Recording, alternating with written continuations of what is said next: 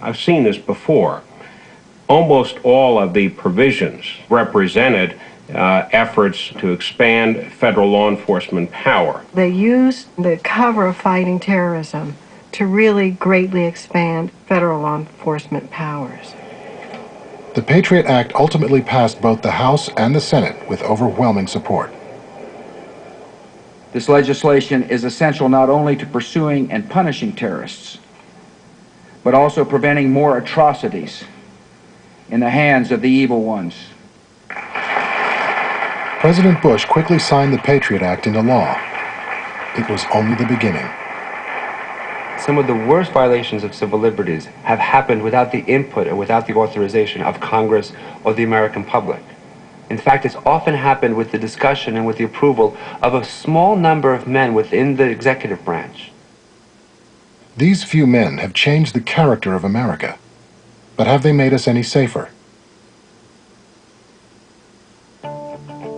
We were starting to get calls very quickly after September 11th from people that would tell us, my cousin was arrested, my brother was arrested, and my uncle. And when we started inquiring about where they were taken or who took them, most of the families that we were talking to didn't really know. Right after 9/11, the government began arresting immigrants from Arab and Muslim countries in an unprecedented way.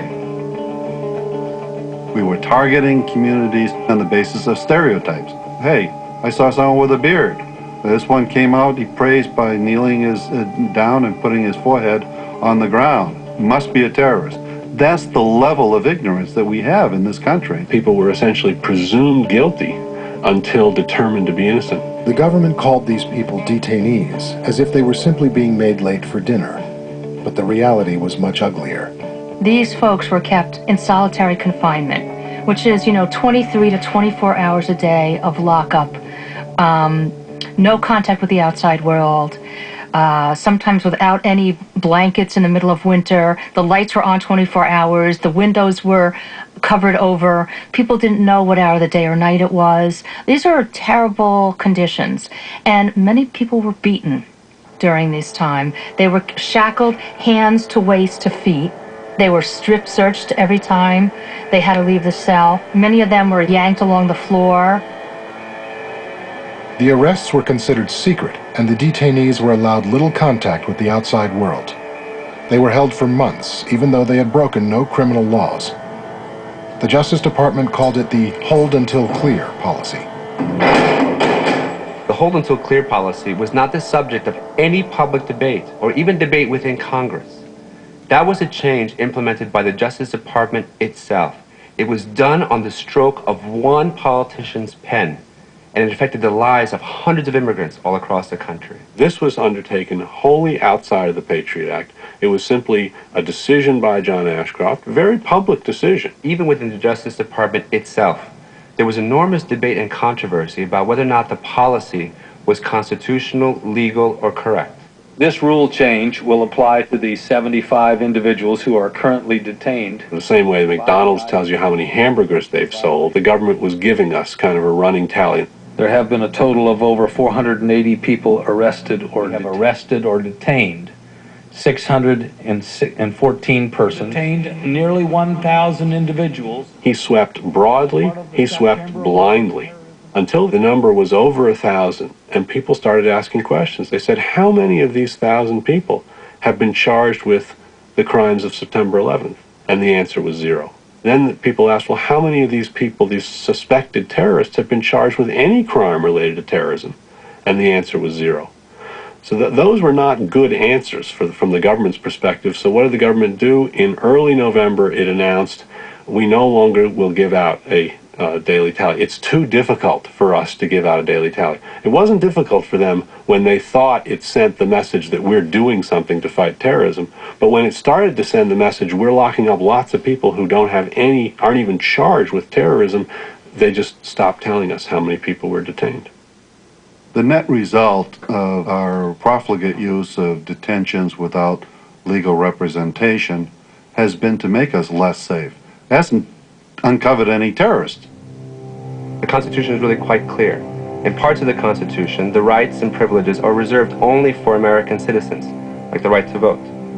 But elsewhere in the Constitution, the Founding Fathers were equally explicit. No person shall be denied life, liberty, or property without due process of law. They did not say no citizen. They said no person. We'll never know exactly how many people were detained in those first 7 weeks alone.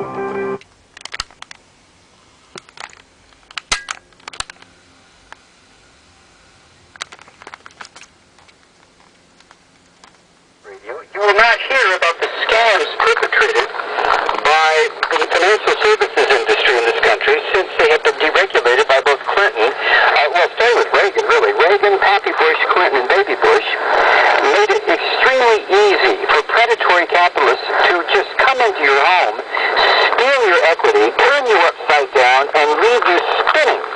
You won't hear stories about that coming from Rush Limbaugh, Sean Hannity, or the rest of these right-wingers. You will hear it coming from me, or Randy Rhoads, or Peter B. Collins, or Tom Hartman, or the rest of Jeff Farias. You will hear these stories on liberal talk or progressive talk. These are stories that focus on the lies and predations of unbridled corporate America. Now, how does corporate America respond? Well, they can't send out hitmen to murder Randy Rhoads, Mike Malloy, Jeff, they can't do that. So what do? They simply turn their backs and withhold the money.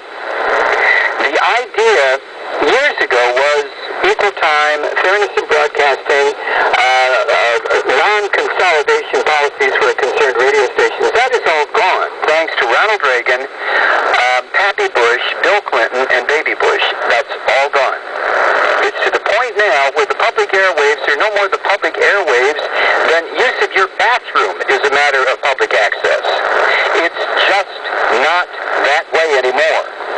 Radio stations across the country that have struggled to continue to provide progressive or liberal talk and have seen their audience share go up, but audience share does not bring in the necessary advertising dollars to pay for everything that it takes to run a radio station. That only comes from advertising dollars. So all corporate America has to do is turn its back.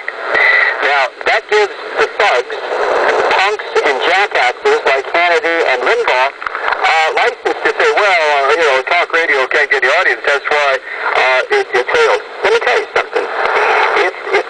If really were a level playing field, which it is not and never will be, if it were really a level playing field, you take a program like Limbaugh up against Randy Rhoads, Malloy up against Hannity. Randy, and/or I, or Peter B. Collins, or Jeff Farias, would kick the living hell out of the right-wingers. Just kick them to the curb. But it's not a level playing field. It simply is not. Yeah, can I get a big... In market after market after market, I have seen this happen in the past 15 years with a regularity that is just astonishing. In market after market, one after another, like lights going out, progressive or liberal talk being eliminated from the airwaves. It's not